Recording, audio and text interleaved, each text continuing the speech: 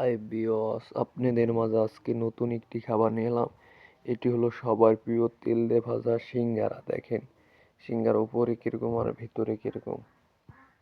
উপরে ময়দা, আটা এবং বেসন ইত্যাদি, আর ভিতরে আলু দিয়ে সিঙ্গারা তৈরি এবং সাথে সালাদ হিসেবে মরিচ আছে।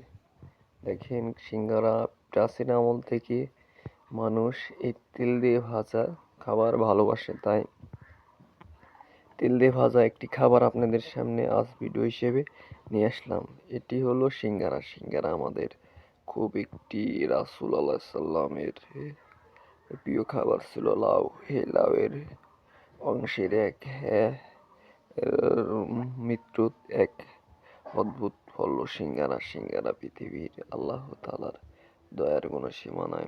তিনি বিভিন্ন খাবার মানুষের জন্য দান করছেন, তার ভিতরে একটি হলো সিঙ্গারা। সিঙ্গারা এমন একটা জিনিস, এটা খেলে পারে শরীরের সুস্থতা শক্তিটা বৃদ্ধি পায় এবং আল্লাহ তাআলার দয়ার কোনো সীমা নাই। তিনি চাইলে সব সম্ভব। তার দয়ায় বেঁচে আছি, তাই তার খাবার খেয়ে সিঙ্গারা তেল দিয়ে ডুবা তেল দিয়ে ভাজতে হয়। ভাজলে পারে খুব সুন্দর লাগে, খুব মজা লাগে। তাই আল্লাহ তাআলার খুব দয়ার কোনো সীমা নাই। তিনি সিঙ্গারা তৈরি করেছে। আমাদের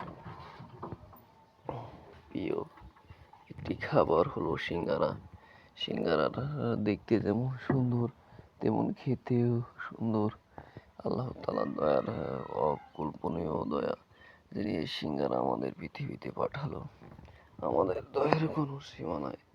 আল্লাহ তাআলা চাইলে পৃথিবীর যে কোনো প্রান্তে এই খাবার পৌঁছে দিতে পারে। রিজিকের মালিক আল্লাহ।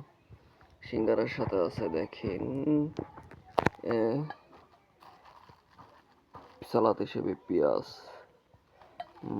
মরিচ এবং মুড়ি এবং ভিতরে থাকা আলু এবং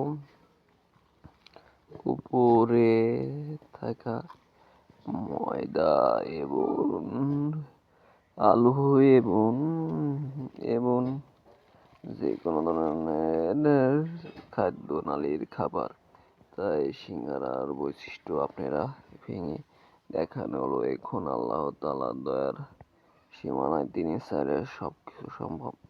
তার দয়ায় প্রত্যেকটা মানুষ বেঁচে আছে। তার খাদ্য দয়া